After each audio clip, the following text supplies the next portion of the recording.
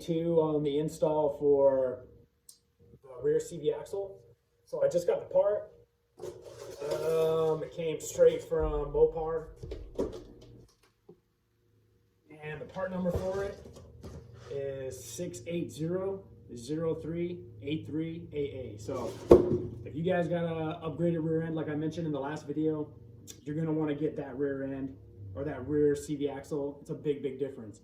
When I put in the one I got from O'Reilly's, I put it in there and I did the trick that I learned from Hemi Addicted to kind of push it in and out to pop it in for the seal, or the I think it's for the circlip that's in there, and it wouldn't go in. I pounded on a little bit too, so I'm a little nervous about that. Hopefully I didn't mess up any of the gears. But yeah, so like I thought I put it in and you twist it and it would just sound like it wasn't seating right. It just sounded like it was just free floating in there. And that's because there's a big, big difference. So let me show you guys. So here's the two rear ends, or rear CV axles. I don't know if you guys can see it, but I sure can see it. There's the difference. This is the one from O'Reilly's, and this is the beefy, beefy one from Mopar. So big, big difference. Even you probably can't see it from the video, but even on the ends right here, it's way bigger. It's a thicker end of the spline here. I think it's even got more splines. So big, big difference. I thought it was longer, this one, because I thought it said 220, and these ones I think are 215. But actually it looks almost the same length. So I don't know why I was struggling to have to pull off the whole knuckle to get it on. So yeah, I don't know. But as soon as I lifted the box up, it was super heavy. And this thing is heavy, heavy. This thing I could walk around all day. I could probably, I could walk a couple miles in that thing and not even have my armor. This thing, you can get a straight workout. It's like heavy as a barbell. So the only issue is I'm glad I didn't return this yet, is they don't give you a new nut for the axle. So they don't give you a new hub axle nut. On the O'Reilly ones, they give you a brand new one, but you guys seen the destruction I did on the last one. I just basically had to cut it all off because it got cross-threaded. And you can see it right here, that gap. I cross-threaded right there. So I don't know if O'Reilly's going to take this back, but we'll see. But yeah, make sure you save this. I'm glad I didn't return it because the other one's destroyed. I was going to return it with this axle nut. So they may not take it back even because I don't have the axle nut for it.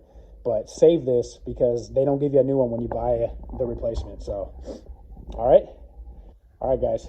So let's jump into it. So yeah, so you can see the big difference on those rear CV axles. Yeah, so it should work this time. Should pop right in. I mean, by now I should be an expert. It's going to be no problem popping it back in. So this video won't be as long as the last one because the last one's just showing me struggling in and out. Me just calling out some of the issues I had. This one, when you guys see it, I got nothing on the control arms, basically, like the tension link, the toe link, the compression link. So basically I'm just gonna pop it in and then start putting the hub back on and go from there. So all right, guys, let's do it.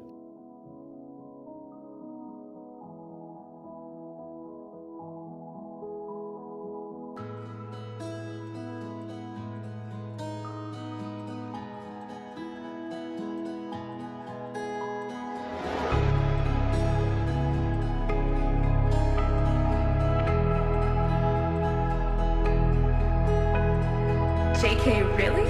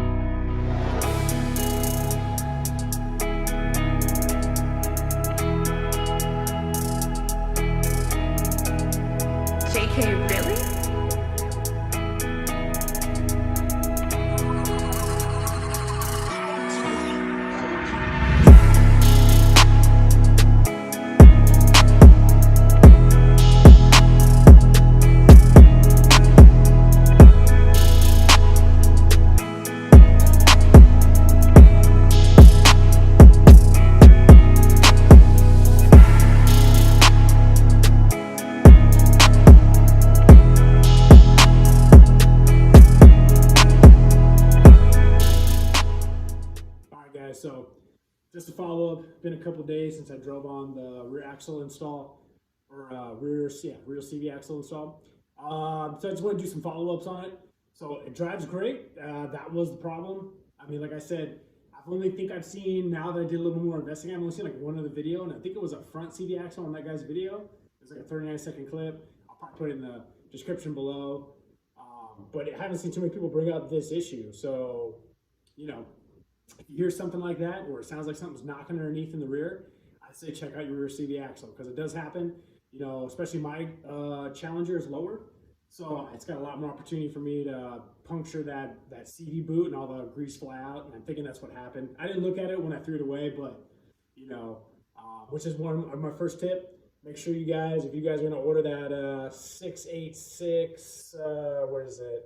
Oh, 6808 038388. I got the box right here. If you guys are going to order that rear CV axle, they're going to charge you a $50 core charge. So make sure you guys keep that rear CV axle. I didn't. I got lucky though, because the O'Reilly, I got to give them props. They took it without no questions, even though I had to strip the bolt on it.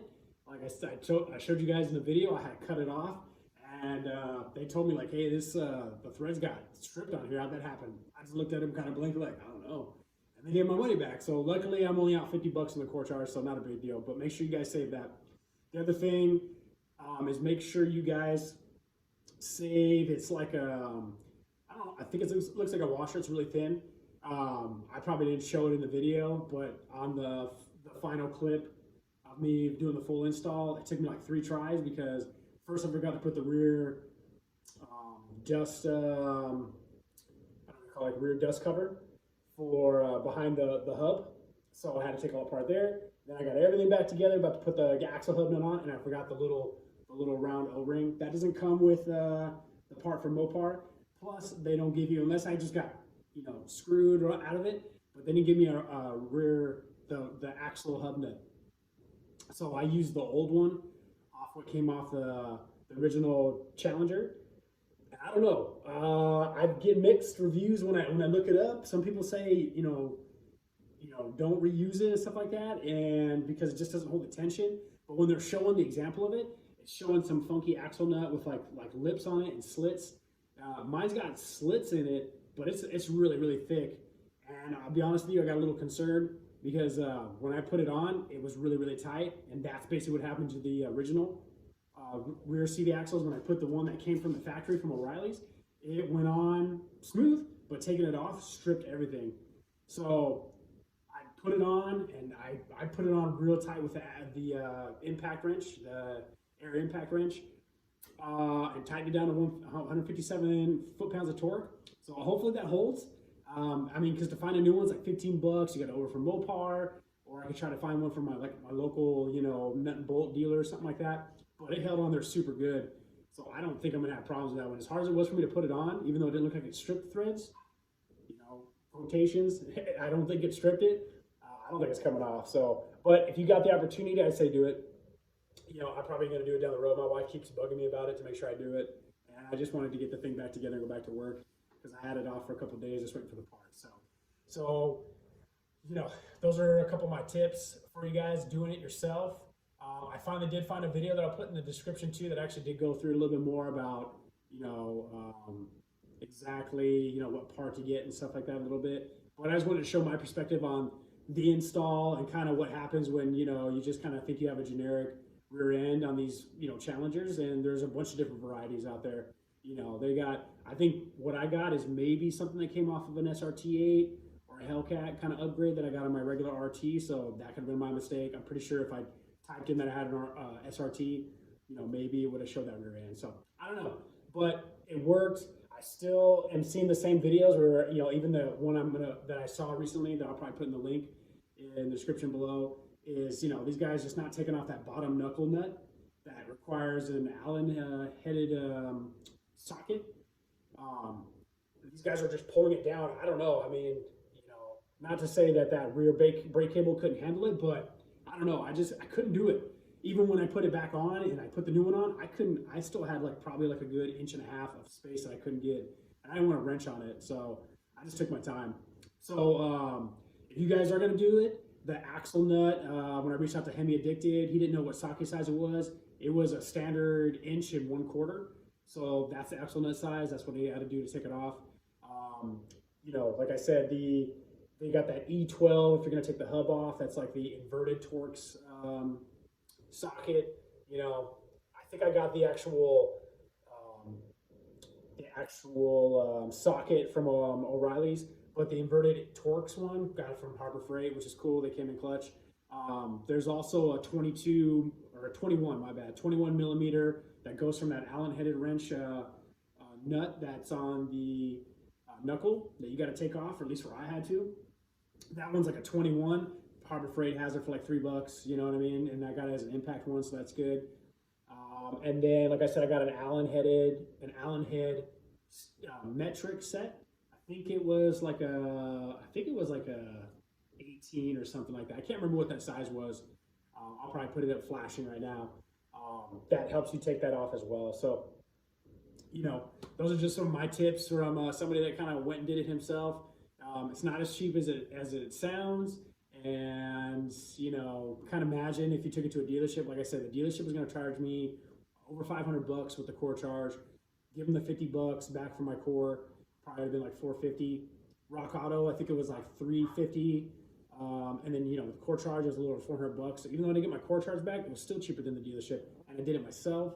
So the dealership's going to charge you $150 for diagnosis. Maybe they cut you a deal and charge you $100. So probably $500 with them. You know what I mean? You save yourself $100. I don't know. You know, if you're going to do it the first time, it takes a little bit of you know, time to kind of go through it, but there's plenty of good videos out there. Not, like I said, mines aren't really good for tutorials. It's just showing me trying to like do it myself after watching these videos. But I'll tell you what, for me doing like, I think 5 or 6 times to do that thing, I could do them no problem now, at least on my car. And like, you know, something little like my wife's Volkswagen Tiguan, I mean, I probably could knock that out too. So I don't know. I mean, if you've never done it before, you got some time, you know what I mean? You know, I'd say do it because it's really not that bad. You really can't mess anything up. You just got to make sure you get the right part. That's the only thing. And that's kind of the problem when you're doing DIY stuff, is trying to get the right information. You know what I mean? And hopefully this video, if some people, you know, watch it, get some of that information out there that kind of realize like, okay, cool. Maybe I got to check what rear end I have. Okay, I have an SRTA. I probably got get the Mopar specific part. You know what I mean? You know, I wish and hope that someday there's some aftermarket companies that come out there and maybe make it $100 cheaper, because, you know, $400 is steep. But you know what? As beefy as they build those rear CV axles, gave me a lot of confidence when I pulled that bad boy out and did the initial, just kind of turned my radio down and drove it just to make sure, you know, everything didn't fall apart. I cranked on that bad boy because knowing I got 390 gears, it's a lot more fun to know that kind of stuff. And those rear CV axles are super beefy. I mean, the only thing that's going to happen is a boot. You know what I mean? And if you can catch it early enough, like if you check underneath there or you see some extra grease or something, I don't know how you would kind of know. I knew at the time, like probably like 6 months ago, because I could hear a slight noise. But I think at that time when it starts making like a weird, you know, sounds like something kind of stuck underneath your rear tire or something like that. To me, it sounded like my brake caliper was kind of flapping. That's why I found out my front one was off or hanging off. I think it's already a done deal. I don't know, you know, like on my Avalanche, I can tell the front CV axle boot needs to be repaired because I can see grease everywhere and it's lifted. Something like a Challenger, like mine's lowered especially, even any Challenger really, you're not going to see it. So I don't know how you're going to know before it's too late. So, you know, because a rear CV boot to put on that thing is probably dirt cheap. I mean, I do it on my Avalanche. I've done it multiple times since it's lifted, like kind of ridiculous. I've done it like 3 or 4 times. It's not the easiest thing to pull off all the time and do it, and not the cleanest either. You know, anything you work on cars is going to be messy. But it's not that bad, and it's a lot cheaper than $400. So I don't know. So anyways, that's my little tips and tricks for you guys. Hopefully you guys like and subscribe, and we'll see you guys next time.